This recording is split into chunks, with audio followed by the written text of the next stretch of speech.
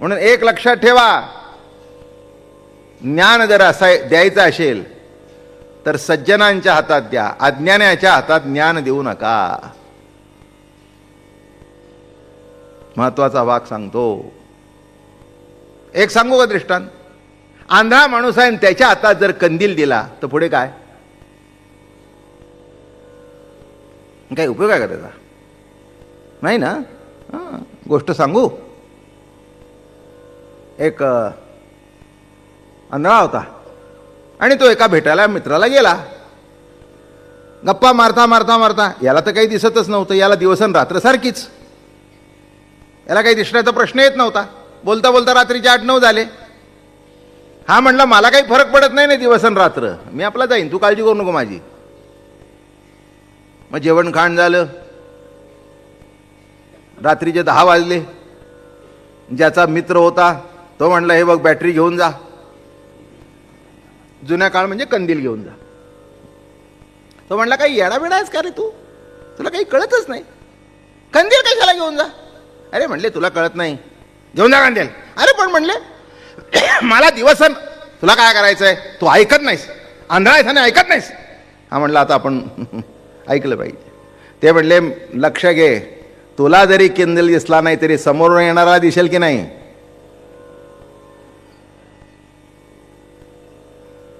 असू दे, झालं. आता हा कंदील घेऊन निघाला. पहिला कसा होता, आपल्या डोक्याने बरोबर चालत होता, म्हणजे काही भानगड नव्हती, सतर्क होता, जाणीवेने चालत होता. आता याला वाटलं आपल्या हातात कंदील आहे, निवांत चालावं. 100-200 फूट चालत आल्यावर धाडकन फुटता धडकला. धडकल्यावर हा म्हणतोय हा काय आंधळ्यात का दिसत नाही का कंदील आहे तो? तो म्हणले तुला दिसत नाही का विजलाय तो?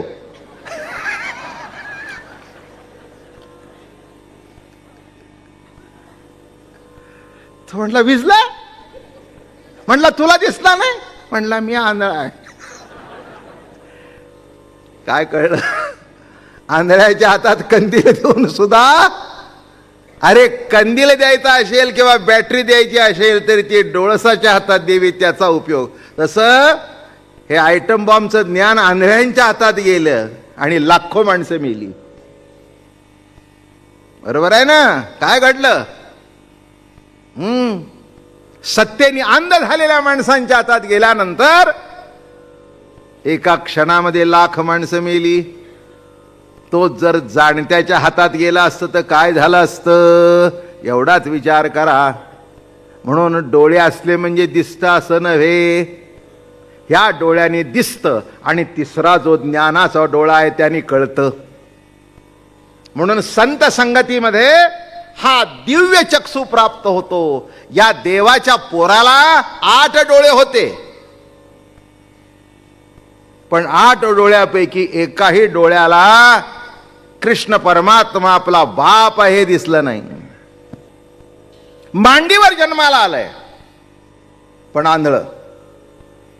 गंमत बघा कशी आहे. आईच्या अंगावर दूध पित आहे, तिच्या अंगावर वाढलं, मांडीत मात होतं, ते पीत पीत मांडीच्या बाहेर डोकंही गेलं आणि पायी गेले. एक दिवस मोठं झालं. मग त्या बाळाला विचारलं, बाळा तुझी आई कशी आहे? ते बाळ म्हणालं, मी आईला पाहिली नाही, कारण जन्मजात आंधळा आहे. एक सांगतो, जो जन्मजात आंधळा आहे त्याला माफ आहे, की जन्मजात डोळे नाहीत म्हणून आईली पाहिली नाही. आम्हाला डोळे देऊन दिसत नाही, ज्याने डोळे दिलेत त्याला काय म्हणावं? त्याला काय म्हणावं? माझं बोलणं कळलं का? त्याला गुन्हा माफ तरी आहे की त्याला डोळे नाहीत, पण ज्यांना डोळे असून सुद्धा आई दिसत नाही म्हणून जिला वृद्धाश्रमात टाकतात, या आंधळ्यांना काय म्हणावं? आता नीट कळलं असेल तुम्हाला. आता अजून नीट कळलं असेल. काय म्हटलं मी? की ज्यांना डोळे असून आई कळत नाही, डोळे असून बाप कळत नाही, अशा आंधळ्यांना काय म्हणावं? आंधळे जन्मले कुशी. तसं ब्रह्मदेव होता खरा, समोर बाप आहे पण कळत नाही. संशय तुका म्हणे कैसे आंधळे हे जन, गेले विसरुनी खऱ्या देवा, तुका म्हणे कैसे आंधळे हे जन. कळणारही त्याच्यावर प्रेम करत होते, न कळणारही त्याच्यावर प्रेम करत होते. व्यासासारखे विद्वानांचे विद्वान, ज्ञानी यांचे राजे, बादरायण व्यास असं ज्यांचा उल्लेख करावा, त्यांना कृष्ण चिंतनाने समाधान मिळत होतं आणि गंव्हार गोपीला सुद्धा कृष्ण सखाच्या स्मरणाने तृप्तता मिळत होती. असा सर्वस्पर्शी देव, सर्वांना त्याच्याबरोबर चालता येत होतं आणि विशेष म्हणजे तो सर्वांच्या बरोबर चालत होता. नाही का? अहो, मोठ्या माणसाच्या बरोबर चालणं सुद्धा अवघड असतं. त्यांची पावलं फार रामरुंद असतात. मग त्यावेळेला मोठी माणसं काय करतात माहिती आहे का? लहान मुलाच्या पावलांनी चालतात. 6 फूट उंचीचा आजोबा 2 वर्षाच्या मुलाला रस्त्यावरून चालवतोय. याचं पाऊल 3 फुटाचं पडावं आणि याचं पावलात पाऊल गुंतून खाली पडावं. अशा वेळेला मग तो आजोबा त्या बाळाच्या बरोबर चालतो. तसं कृष्ण परमात्मा हा श्रेष्ठतम आहे, अनंत कोट ब्रह्मांड नायक आहे. पण गोकुळामध्ये अवतार घेऊन गोपाळांच्या पावलांनी चालू लागला. म्हणून मोठा त्याला म्हणावं, सामान्यांच्या बरोबर जो वाटचाल करू शकतो तो मोठा. लहानांनी चाल बदलायची नसते, कारण त्यांना बदलताच येत नसते. त्यांच्यात तेवढी क्षमता सुद्धा नसते. पण मोठ्यानी चाल बदलायची असते आणि अशी चाल बदलायची असते की लहानांना आपल्या चालीमध्ये सामावून घेऊन शेवटी आपल्या इतकं मोठं त्यांना काढायचं. आणि त्याच्या पुढे जाऊन सांगतो, शेवटी आपल्या नातवंडांना, आपल्या मुलांना रस्त्याने जेव्हा चालता येत नाही, तेव्हा तो आजोबा किंवा बाप त्या मुलाला आपल्या खांद्यावर घेतो. आणि जेव्हा आजोबा किंवा बाप त्या बाळाला खांद्यावर घेतो, तेव्हा आजोबाला जे दिसत नाही ते नातवाला दिसतं. माझं बोलणं कळलं का? मग काही वेळेला आजोबाने विचारलं, अरे बाळा तुला दिसतंय का? मला दिसत नाही. कारण का? पण एक लक्षात घ्या, त्याची उंची तशी वाढलेली नाही. आजोबांनी त्याला खांद्यावर घेतलं, वडिलांनी त्याला खांद्यावर घेतलं. तसं तुम्ही आम्ही सामान्य जीव, बरं का? किंबहुना त्या बाळाला आपली उंची सुद्धा कळत नाही. आपण म्हणतो ते 2 फूट आहे, त्याला कुठे माहितीये मी 2 फूट आहे. तसं सामान्य माणसाला आपली उंची कळत नाही, त्याला आपलं ज्ञान माहिती नाही. पण जशी मोठी माणसं त्याला खांद्यावर घेऊन त्याला विचारतात आणि मग तो घरी येऊन सांगतो, आई आजोबाला दिसलं नाही, मी सांगितलं. आजोबाला दिसलं नाही, मी सांगितलं. हे जसं आजोबा त्या नातवाचं, त्या मुलाचं कौतुक केलं जातं, तसं कृष्ण परमात्म्याची चाल कुणालाच येणार नाही. तो गवळी झाला, तो गोपालक झाला आणि सामान्यांच्या चालीमध्ये आपली चाल एकरूप केली आणि सर्वांना समर्थ केलं.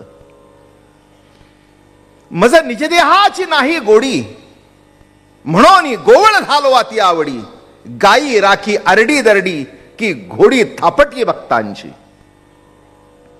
किती सुंदर लिहितात नाथ महाराज बघा. मज नाही निजदेहाची गोडी, म्हणून गोवळ झालो अति आवडी, गायी राखी अरडी दरडी की घोडी थापटली भक्तांची. निज देहाची मला गोडी नव्हती, म्हणून तर सगुण साकार. निज देह म्हणजे मूळचं स्वरूप, बरं का? मूळच्या स्वरूपामध्ये तो जे होता त्याला ते आवडेना. आवडेना म्हणून काय झालं? निज देहाची नाही गोडी, म्हणून गोवळ झालो अति आवडी. त्याला अजून कोणतरी होता आला असतं, श्रेष्ठ कुळामध्ये जन्म घेता आला असता, पण कोण झाला तो? गवळी. किती वैशिष्ट्य आहे! काय गवळी शब्दाचा अर्थ, गोवळ शब्दाचा अर्थ रोज सांगतोय मी तुम्हाला. जो गाई वळवतो तो, इंद्रिय वळवतो तो. आपली इंद्रिय आहेत पण आपल्याला वळवता येत नाहीत, हेच आपल्या जीवनाचं ट्रॅजेडी आहे. आपली इंद्रिय म्हणतो पण आपल्याला वळवता येत नाहीत. ती इंद्रिय जिकडे जातात त्या इंद्रियांच्या मागे जावं लागतं. मनाच्या मागे डोळा, बुद्धी, अमक तमक सगळी इंद्रिय त्याच्या मागे गेली. मनाला एखादा सरबत प्यावासा वाटला तर मन तिथे गेलं, मग पायाने त्या दुकानात नेलं, मग हाताने तो ग्लास उचलला आणि उचलून तोंडाला लावला. पहिल्यांदा काय गेलं? मन गेलं. तसं मनाच्या मागे जाणं हा एक भाग आहे, आणि मनाला योग्य तऱ्हेने वळवणं हा एक दुसरा भाग आहे. पांडुरंगाच्या मंदिराकडे जाणारं मनच आणि गुत्त्याकडे जाणारं मनच, नाही का?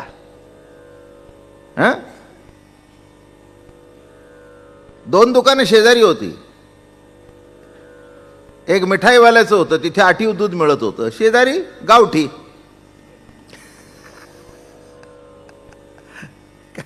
दोन्ही दुकानं शेजारीच होती. आता ज्याला दुधाची आवड होती त्याला ते दुकान दिसलंच नाही, आणि ज्याला त्याची आवड होती त्याला हे दुकान दिसलंच नाही. एक गंमत सांगू का? ज्याची ज्याला आवड असेल तेच दिसतं, बाकीचं कोणचंच दिसत नाही. काय जीवनाची मजा आहे, नाही? ते म्हणाल असं कसं होतं का? कसं होतं का दृष्टांत सांगू का?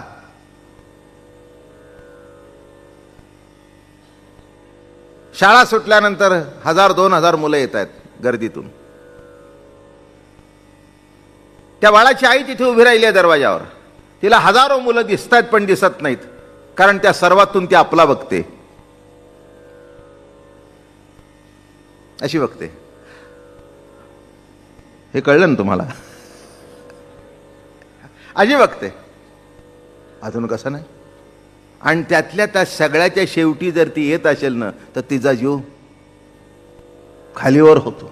सगळी शाळा सुटली, अजून आला नाही. सगळी शाळा सुटली, अजून आला नाही. कुठे गेला? अगोदर तर गर्दीत निघून गेला नाही ना बाहेर. रस्त्यावर तर बसेस जात आहेत, रस्त्यावर तर गाड्या जात आहेत, आणि ते येत होतं आपलं असं करत, ती पॅन्ट अशी करत, असं करत, हे सावरत. अरे एक रे बाळ्या, माझं म्हणणं कळलं का? 1000 मुलं बघितली पण दिसली नाही. ज्या बाळावर प्रेम होतं ते दिसलं. तसं मनाला जे आवडतं तेलाच मनाला दिसतं, बाकीचं दुसरं मनाला दिसतच नाही.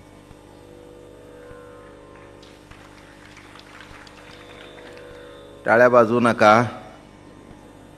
मनाला कशाची आवड लावायची तेवढं मात्र शिका. काय टाळ्या वाजवणं याच्यातून एक सिद्ध होतं की तुम्हाला माझं प्रवचन कळतंय. पण पुढचा भाग असा आहे की मनाला कशाची आवड लावावी. आणि एक सांगतो, अतिशय वाईट मन आहे, अतिशय चांगलं मन आहे. अतिशय चांगलं, अतिशय वाईट. म्हणून तुम्ही मनाला जर चांगलं दाखवत राहाल तर माझी खात्री आहे एक दिवस मन जे दाखवाल तिथून हलणार नाही. हे मनाचं वैशिष्ट्य आहे. आणि म्हणून भगवंत जेव्हा अवतीर्ण झाले गोकुळामध्ये, मग निज देहाची नाही गोडी, म्हणून गोवळ झालो अति आवडी. अति आवडी याचा अर्थ कळला का? निर्गुण होता तो सगुण झाला अति आवडी, अतिशय आवडीने. आणि काय काम स्वीकारलं? गायी राखी आरडी दरडी. म्हणजे चांगल्याच गाया नाही, आरडी दरडी. अहो सगळा हा बहुजन समाज जर बघितला तर आरडी दरडीच. नाही का? एकंदर जर आपण मेजॉरिटी काढली बरं का, अति हुशार फार थोडे, नाही का? 3-4 लाख बसावे तेव्हा 30 पहिले, 3-4 लाखामध्ये पहिल्या 30 नंबर. पण जे काही खालची आहेत ती कॅटेगरी आपली आहे. आणि तसं काही नसतं हो नंबराचं. हे उगीच डोकं पोरांच्या डोक्यात आणि आई बापांच्या डोक्यात फॅड बसले. ते एक सांगू का, 10वीच्या 12वीच्या टक्केवारीवर काही आयुष्य अवलंबून नसतं. आयुष्याचा भाग आणि यश ते काही निराळच आहे. जे पुष्कळसे सध्या कॅबिनेटमध्ये आहेत ते किती शिकलेले आहेत ते बघा, आणि त्यांच्या हाताखालचा पहिला ऑफिसर कोण आहे तो बघा. काय अंकुशराव?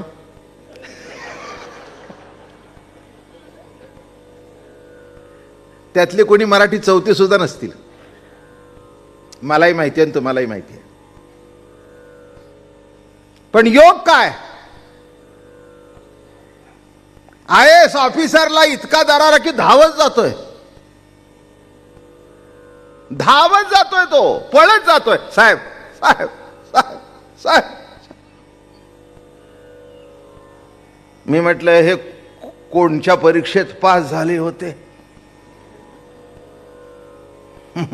काही नाही, इथल्या रेषा नीट उमटल्यात. बरोबर, टक्केवारी तसं काही नसतं. हां, बरोबर आहे ना बापू? आता मंत्रिमंडळातलीच आहे, जुन्या कल्पना आहे, नाही का? अहो, एकेका मंत्र्याच्या हाताखाली IAS ऑफिसर 4-4 असतात. अहो, काय त्यांची बुद्धिमत्ता, त्यांच्या इतकी यांना नसते. पण काहीतरी योग चांगला आहे की तो येऊन जातोय, उभा राहतोय, कापतोय. मला माहिती आहे, एकाला फक्त मराठीत येत होतं, त्यांना दिल्लीला राज्यमंत्र्याची पोस्ट मिळाली. त्याला मराठीत येत होतं. आता दिल्लीला काम करायचं म्हणजे सोपं आहे का? मी म्हटलं इथे त्यांनी काम केलं. म्हटलं तुम्ही कसं काम केलं? मी म्हटलं दरडावून काम करत होतं म्हणाले महाराज. त्याला सांगत होतो चुकलं तर तू बघ, जर काही चुकलं तर तुझी नोकरी गेली. तो म्हणे माझ्यापेक्षा नीट काम करत होता, सगळ्यांना वाटत होतं साहेब करतायत. आला येतात थिटे साहेब, सांगा आपली बुद्धी थिटे पडती नाही इथे. किती आपली बुद्धी असू दे, काही चालते का?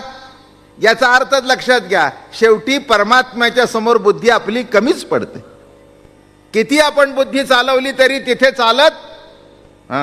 म्हणून लक्षात घ्या, हा कोणच्या गायी राखतोय? आरडी दरडी. त्या आरडी दरडी गायींचं सुद्धा मोठं भाग्य आहे की तो राखतोय. आणि एक सांगू का, चांगल्याचं रक्षण करण्याची काही गरजच नसते. अहो, जे पोर शाळेतून आल्याबरोबर मान खाली घालून अभ्यास करतोय त्याला काय म्हणायची गरज आहे का अभ्यास कर? जी हुंदडणारी आहेत ना,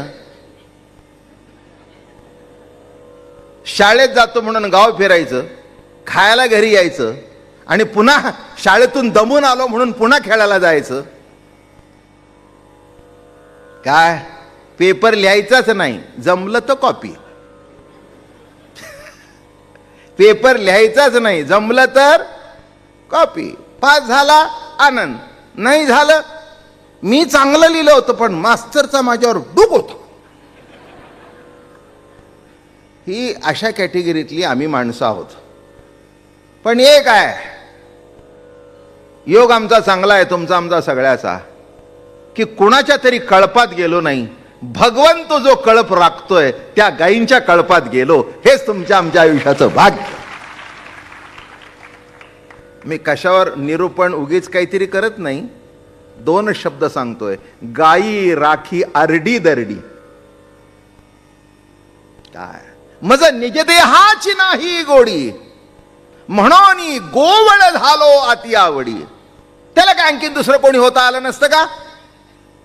कोणी होता आलं असतं. त्याच्या मनात सर्व जर तो करतोय, पण तो म्हणाला तसा नाही. एक मी तुम्हाला सांगतो, सामान्य कुळामध्ये जेव्हा जन्म होतो तेव्हा सामान्य बहुजन समाज जवळ येतो. It's a fact and you have to accept it. माझं बोलणं कळलं का? हो, रामाच्या जवळ वानर गेले पण माणसं नाही जाऊ शकली. परशुराम तर म्हणजे एक त्यांनी अशी लाईनच मारून घेतली होती. त्याच्याजवळ जास्ती माणसं गेली. क्षत्रियांचा निपात करावा, अवतार म्हटल्याबरोबर भेदभाव करतो तर तो अंश अवतार आहे, पूर्ण अवतार नाही. परशुराम अवतारी आहे, प्रश्न नाही, पण संबंध क्षत्रिय. सर्व जर तुझं रूप आहेत तर याला जगण ठेवीन आणि त्याला. म्हणून लक्षात घ्या, रामाला समाजाबद्दल आस्था वाटली पण राजधर्माचं बंधन होतं, प्रोटोकॉल. काय हो, हे प्रोटोकॉल सांभाळतं मोठं अवघड असतं बरं का. इतकं काही सोपं तुम्हाला लोकांना सगळ्यांना माहिती आहे. काय साधा माणूस पण एखादा मंत्री झाला किंवा त्यातल्या त्यात प्रेसिडेंट असेल तर भयंकर अवघड. माझ्या त्या ज्ञानेश्वरीचं प्रकाशन करायचं होतं. शंकरदयाळ शर्मा हा पांडुरंगाचे भक्त, माझाही चांगला दिल्लीला पुरस्कार मिळाला मला त्यांच्या हस्ते, तर ओळख होती. तेव्हा पत्र पाठवलं की ज्ञानेश्वरीच्या प्रकाशनाला आपण पंढरपूरला. त्यांच्या जवळच्या लोकांनी सांगितलं, महाराज या भानगडीत पडू नका. मी म्हटलं राष्ट्रपतीला बोलवणे भानगड आहे का? नाही म्हणले, ती दिसते तितकी नाही. राष्ट्रपतीत भानगड नाही पण आजूबाजूचे आहेत ते एखाद्या वेळेला तुम्हाला वाड्याची समोर ती भिंत सुद्धा पाडायला लावतील. काय तुम्हाला जर करायचं असेल तर दिल्लीला या, राष्ट्रपती भवनच्या दरबार हॉलमध्ये आपण प्रकाशन करू. ते सोपं, कारण तिथे संरक्षण योजना. पण तुमच्याकडे बोलवायचं म्हटलं की अवघड झालं. माझं म्हणणं कळलं का? काय तसं कृष्णाने अशा समाजात जन्म घेतला, अशा घरात जन्म घेतला, अशा कुळात जन्म घेतला की जिथे प्रोटोकॉलच नाही आहे. निज देहाची नाही गोडी. काय सांगतोय ते नीट लक्षात घ्या. त्याला गवळ्याच्या घरात जन्म घेतल्या कारणाने गाई राखायला जाणं हेच त्याचा धर्म बरं का. गोधने चारावया जातो शारंग पाणी. गाई चारण्याकरता जावं, त्यांचं रक्षण करण्याकरता जावं, आणि आरडी दरडी गाई या राखणं. तसं एक सांगतो, जो समाज मानसिक दृष्ट्या, वैचारिक दृष्ट्या, सांसारिक परिस्थितीच्या दृष्टिकोनातून जो दुबळा आहे त्यालाच संरक्षणाची गरज आहे. ज्यांची घरं वाहून गेली त्यांनाच मदत ना आता, का कोणालाही मदत नाही का? आता मुळा मोठ्याच्या काठाला जी झोपड्या होत्या त्यांची, आता या परिसरात राहिलेला तो जर त्या लाईनीत जाऊन उभा राहिला तर, आणि तेच राहतात उभे म्हणून तर घोटाळे आहेत.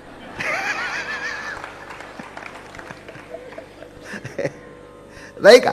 ज्याला गरज आहे त्याला मिळू दे ना. पण कृष्ण हा साधा नव्हता, त्याला बरोबर माहिती होतं. म्हणून लक्षात घ्या, त्याने ब्रह्मदेवाला सुद्धा येऊन दिला नाही. कारण ब्रह्मदेव म्हणजे सत्यलोकात राहणारा, हाय फाय सोसायटीतला. मी कशी कथा सांगतोय कळलं का तुला? त्याला काय गरज आहे नाही का? त्याला गरज काय? एक लक्षात घ्या, ब्रह्मदेव हा कृष्णाचाच मुलगा. काल ओवी सांगितली, ब्रह्मा माझ्या पोटीचे बाळ, त्याचे लळे पुरवी मी सकळ, परी भक्ता ईसा प्रीती कल्लोळ तेथ नाही. ब्रह्मदेव माझ्या पोटचं पोर असलं तरी तो माझ्या सोसायटीतला नाही. त्याची सोसायटी निराळी आहे, हायर सोसायटी मधला आहे, तो मोठा माणूस आहे तो. पण मला सामान्यातल्या सामान्य माणसांचा उद्धार करायचा आहे, त्याच्याकरता गोवळ होऊन आले. मग काय करावं देवानी? गोठा साफ करावा, गाईंचं शेण काढावं, अरे का आवडीने करावं देवानी. ते काम करताना देवाला कमीपणा वाटला नाही. लक्षात घ्या, जेव्हा बहुजन समाजाचा उद्धार करणारा अवतारी पुरुष येतो तेव्हाच त्याला पूर्णतम अवतार म्हणतात. रामाला पूर्ण अवतार, वाद नाही. काय होतं, हे दोन्ही अवतार जवळजवळचे आहेत. एकाला करावंसं वाटलं पण करता आलं नाही. त्याला काही काही ते राजधर्माच्या आत्ताच मी म्हटलं मर्यादा होत्या. कोणाशी बोलावं, कुठे उठावं, कुठे बसावं, अहो फार मोठा अवघड असतो. मोठ्या जगात जन्म घेतला ना म्हणजे फार उपाध्या असतात बरं का. त्याला इतरासारखं इकडे तिकडे जाता येत नाही, इकडे तिकडे बसता येत नाही. त्याला प्रत्येक गोष्टीला बंधन असतं. कुठे बसलास, कुठे उठलास, काय केलास. माझी गोष्ट सांगू का,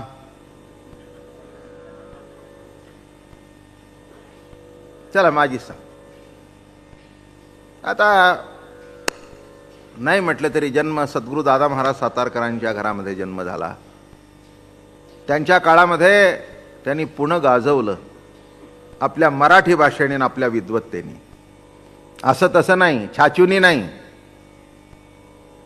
बरं का. सरदार मेंदळे अमके तमके हे बरं का. त्या काळामध्ये न्यायरत्न विनोद वगैरे ही, चिंतामण केळकर वगैरे, रंभा जोशी वगैरे ही त्यांच्याकडे त्या काळामध्ये मारवाडी धर्मशाळेमध्ये त्यांचे कार्यक्रम होत होते आणि ही मंडळी सगळी येत होती. अशी अलौकिक मराठी भाषा होती, अतिशय सौंदर्यशाली भाषा. प्रसाद होता. हे डॉक्टर प्रण जोशी पुण्याचे, त्यांचे वडील नरहर शास्त्री खर्शीकर जोशी हे दादा महाराजांचे एक नंबरचे श्रोते आयुष्यभर. आता हे मराठी चौथी शिकलेले साधे, पण माऊलीचा तुकाराम महाराजांचा एवढा प्रसाद होता आणि अशी भाषा होती.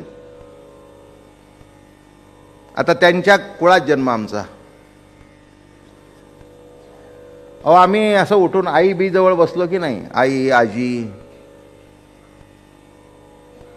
बरं का, आई आजी आत्या असे त्यांच्या जवळ जाऊन बसायचं. मग हां कुठे गेला होता बाबा, अहो जावं हाक मारायचे, बाबाराव या, बाबाराव या. लहानच होतो आम्ही. त्यांनी जेव्हा समाधी घेतली तेव्हा 10 वर्षाचा होतो मी, पण मला सगळं आठवतं आत्तापर्यंत. 10 वर्षाचा होतो, पण हाक मारे, बाबाराव इकडे या. कुठे गेला होता, नाही आईजवळ बसलो होतो. ठीक आहे बसा तिथे, पण त्या बायकांच्या तोंडातली भाषा उचलू नका बरं का. हो नाही तर मेल्या मुडद्या काहीतरी अशुद्ध. मग त्यांनी मला हे बघा, ते बोलत राहत होते तेव्हा कळत नव्हतं, पण आता कळतंय. मी संस्कार सांगतो कसं घडवलं. हो म्हणजे आमच्या आईजवळ बसताना सुद्धा, आजीजवळ बसताना सुद्धा, अरे बाबा इथे बसावं, आमच्या जवळ येऊन बसा, आमच्या जवळ येऊन बसा, कानावर आमचे शब्द जाऊ द्या. हे बघा दुसऱ्याची मुलं बसतात म्हणून तुम्ही नको, त्यांना प्रवचन करायचं नाही. तुम्हाला लाखो माणसात प्रवचन करायचं आहे आणि एक जर अशुद्ध शब्द तुमच्या मुखातून गेला तर माणसं तेवढाच धरतील. मी कशा करता सांगतोय, मोठ्या घरात जन्म व्हायचा म्हणजे त्याचं हे, म्हणजे त्याची भिंत सुद्धा, बोलणं कसं, उठणं कसं, कसं बोलावं, कसा आदर सत्कार करावा, कुणाशी कसं बोलावं, लक्षात घ्या. तसा एवढा मोठा कृष्ण, निर्गुण निराकार परमात्मा, पण गवळ्यांच्या घरात आला. का आला घरामध्ये, त्याला सगळा गवळी समाज नव्हे नव्हे सगळा बहुजन समाज जाणता करायचा होता, विद्वान करायचा होता, त्यांना अधिकार प्राप्त करून द्यायचा होता. म्हणून वेळी प्रसंगी गीता सांगितली, वेळी प्रसंगी युद्ध केलं, वेळी प्रसंगी रासक्रीडा केली, वेळी प्रसंगी नाना तऱ्हेचे खेळ केले, वेळी प्रसंगी गाईचा गोठाही राखला. आणि तत्वज्ञान तर अशा पद्धतीने सांगितलं नाही का, सामान्यातल्या सामान्य माणसाला कळावं असं तत्वज्ञान सांगितलं. आणि म्हणून अशी जेव्हा लीला चालू होती, सुंदर लीला, काल सांगितलं मधुमंगल बरं का, त्या गोपाचं नाव होतं मधुमंगल. आणि त्या मधुमंगलचं तोंड चाटलं भगवंताने. त्याच्या तोंडाला आला फेस, गवळियांची ताकपिरे काय पोरे चांगली. त्यांच्या तोंडाचा फेस असा चाटला. ब्रह्मदेव हा ब्रह्मदेव होता, विद्वान होता. ते ब्रह्मदेवाचं कसं होतं माहितीये का, मोरांगी अति डोळसे अंग भरी भरली पिसे, पण एक दृष्टी विनांधळे दैसे आणि झाले तैसे विद्वांसा. विद्वानांचं वर्णन करताना एक पैठणचा विद्वान, महान विद्वान वर्णन करतोय. आता सोडून द्या हो, मी एक साधा माणूस आहे तुमच्यातला. पण पैठणचा विद्वान कोण तुम्हाला माहिती आहे? नाथ बाबा. हो, सर्व बाजूनी परिपूर्ण. 18,000 ओव्या लिहिल्या. भागवत टीका, रामायण 1000 ओव्या. भारूड काय, अमक काय, चिरंजीव पद काय, एक नाही एवढं वाङ्मय करून ठेवलं. कशी भाषा, कसा प्रसाद. आणि ज्यांच्या घरामध्ये देव नांदत होता असे नाथ बाबा वर्णन करताना काय करतायत बघा. मोरांगी अति डोळसे, अंग भरी भरली पिसे, एक दृष्टी विना अंधळे जैसे, आणि झाले तैसे विध्वंसा. मोराच्या अंगावर डोळे असतात पण एकाही डोळ्याला दिसत नाही. ह्या विद्वानांच्या डोळे असेच, जे दिसायला पाहिजे ते दिसत नाही, नको ते दिसतं. कळलं का? एक सांगू का, आपला वैरी जर असेल ना, त्याला नको ते दिसतं, पाहिजे ते. वैरी सोडून द्या, साधे आपले नातेवाईक सुद्धा. अरे का, साधे आपल्या नात्यागोत्यातली माणसं सुद्धा, त्यांना जर तुम्ही घर बोलवलं ना तर तुमचं चांगलं आहे तेवढं विसरून जातील आणि त्याच्यात उणीव काय तेवढी घेऊन जातील. ही अशी या समाजाची, घरदारातली, नात्यागोत्याची रीत आहे. म्हणून तुकाराम महाराजांना विचारलं, महाराज आपले सोयरे धायरे कोण? ते म्हणले, ते माझे सोयरे सज्जन सांगाती, पाय आठविती विठोबाचे, एरा मान विधी पाळना पुरते, आणि देवाची ती भूते म्हणून या. काय सांगतायत बघा. ते माझे सोयरे सज्जन सांगाती. माझे सोयरे सज्जन सांगाती कोण? जे विठोबाचे पाय आठवतात ते माझे सोयरे धायरे, बाकी कोणी नाही. मग ते म्हणले, एरवी तुमच्या आडनावाचे एरा मान विधी पाळना पुरते. आता त्यांच्याबरोबर राहायचे. लग्न कार्य मुंज दसपिंड 14वा हे त्यांच्या संगतीत व्हायचंय. म्हणून एरा मान विधी यायचं बरं का लग्नाला. अरे त्यांना कळवलं का? कळवा त्यांना, 12 वाजेपर्यंत उचलणार आहे.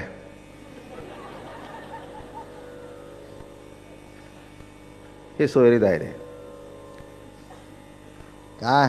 10व्याला सोयऱ्या दायरा, लग्नाला सोयरा. एरा मान विधी पाळना पुरते. शेवटी म्हणाले, आम्ही ठरवून टाकलंय देवाची ते भूते म्हणून या. त्या सोडून म्हणले, कसं का असे ना, देवाचा अवतार आहे म्हणून आपला नमस्कार करायचा. पण यांना या कार्याव्यतिरिक्त जवळ करण्यासारखी ही मंडळी, यांनी 10व्यालाच यावं, रोज येऊ नये. माझं बोलणं पटतंय का तुम्हाला? पटायलाच पाहिजे. काय, लग्न कार्यात यावं, लग्न कार्यात येतील आणि काड्या लावून जातील. हे सोयरीधारी मोठे विचित्र असतात. आता नंदा बिंदा अमक्या तमक्या असल्या की नाही, साडी तुम्हाला असली झालं, लागली वाट लागली. म्हणजे ती काडी लावून गेली आणि ही नेसून पेटली. काय करावं आता, याला सांगा मला तुम्ही. काय आता, घेणाऱ्याने घेतली, नेसणाऱ्याने, तुला काय करायचंय? काय करायचंय? बांगड्या चांगल्या वजनदार दिसतात, पण सोनं लाल का? तांब घातलंय काय? असं आहे गंमत मंडळी. आता ह्या सगळ्या आरड्या दरड्या गाया कृष्णाला सांभाळायच्यात. या अशा सगळे जे गुणदोषांनी युक्त माणसं आहेत, सांगू का, उद्धाराची गरज सामान्य माणसालाच असते. जे पोचलेले आहेत त्यांना उद्धाराची गरजच नाही.